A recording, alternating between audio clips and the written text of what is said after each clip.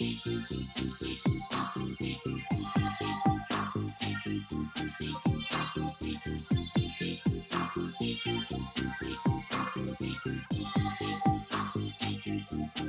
is Sneaker Gears. My name is Levi. Today we bring you part 2 of our sneaker technology performance view, and we're taking a look at Under Armour. Now specifically we're looking at the last 3 years, because that's when I really believe all the brands really took acknowledgement of bringing the gear to make our athletes the best possible and making sure you can be the best you. So let's get right into it. The first shoe that Under Armour really took off was the Under Armour Tonics Spine. So our Spine Tonics doesn't matter now because they're actually a little bit harder to find. Before this shoe, all the Under Armour shoes, and forgive me, the Torch and whatever Flame, whatever you want to call them, they look like Kmart shoes. So despite the technology you put in the shoe, it still has to look good. Now Under Armour, even if it didn't look good, you have to make a splash, and they definitely did it with this guy. So just as the name sounds, Tonics, this is supposed to be anatomically correct from the traction to way the vents, the way it formed and flexed. And this was the first shoe they actually signed on with Stephen Curry. So Stephen Curry was having ankle problems beforehand with Nike. I never want to say it's the shoe, but you know what? Under Armour took a very strong cue to make sure his ankles were never a problem again. So that had to do obviously with what Stephen Curry did, the gear he chose, and how Under Armour is actually advancing that. But this actually brought to light how they performed well. They started signing colleges. This is still an excellent shoe, and one thing that I like, and we'll get into part 2, is unlike Nike, unlike a lot of other brands, Under Armour has been very cognizant of building low top models as well as high top models, and even mids. So, and sometimes, like the clutch fit, you actually had 3 different versions. So you're able to get the great performance of this shoe no matter what your preference is for your ankle height or for what injuries you have. Now, one thing I love about the clutch fit is this brought the first true advancement in the technology as far as using clutch fit.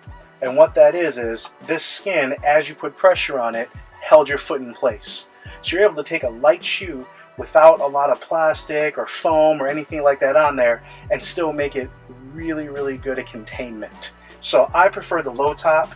I was fortunate enough to get a Stephen Curry Player Edition, and Stephen Curry actually played in the mid and even the high, which they call the highlight, and this shoe is absolutely phenomenal. So still love this shoe.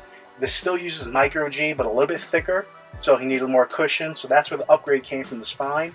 They took a lot of advancements as far as using this technology, and they brought this to a lot of the trainer shoes as well. Then from here came the first Curry 1. So I shouldn't say the first, but the first official Curry shoe that's his signature name. Now what I love about this shoe is they didn't rebrand something, they didn't just stitch his name to something, they didn't take a shortcut like a lot of other companies do. Nike, Jordan, they actually gave him an entirely new upper called Anafoam, which is really I want to say a modern day Foamposite. So all for Nike heads out there, this is what Foamposite would be in 2015, now 2016.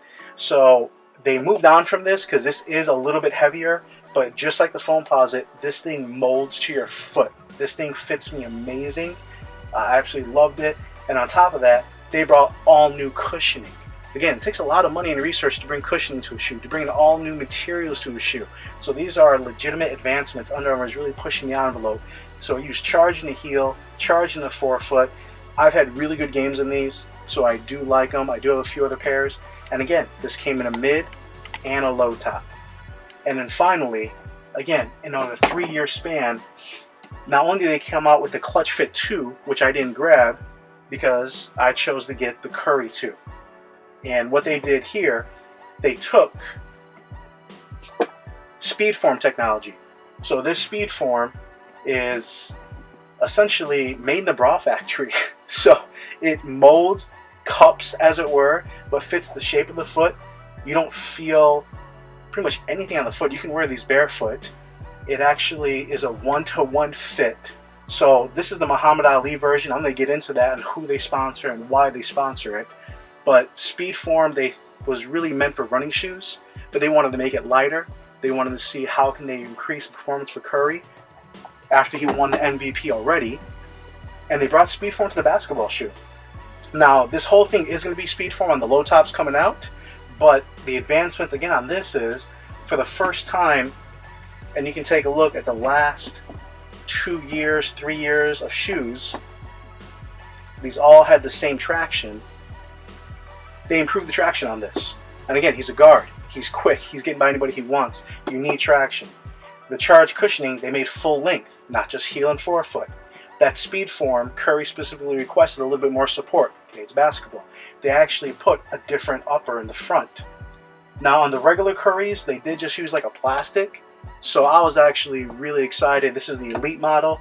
They put a leather, and maybe it's synthetic, but it feels amazing. So I had a chance to play in these on the Iron Sharpens Iron Edition, and it's tough to find a better shoe out there. Like I said, the Brand Black 3, the J crossover, I might prefer a little more, but I do want to play in this one now that has that leather in the forefoot and see how it feels.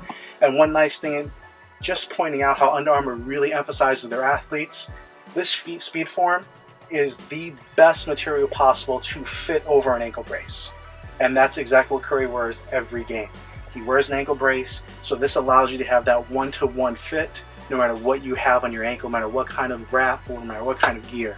So looking at 3 years, Under Armour hasn't just improved on their style, coming from like a Kmart, but they've improved on their uppers, their materials, their cushioning, their traction, and not only that, they're looking at where they're spending their money. So they really took their fitness technology to the next game in the last few years, where they're going to be competing with Fitbit, with the Apple Watch.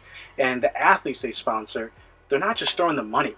This is not Nike, where they just want to try to get the best players. Kyrie, you want to get Anthony Davis, obviously you have Kobe, LeBron, but they look at the athletes they get. Cam Newton, MVP. Stephen Curry, MVP. Jordan Spieth in golf, #1 rated golfer.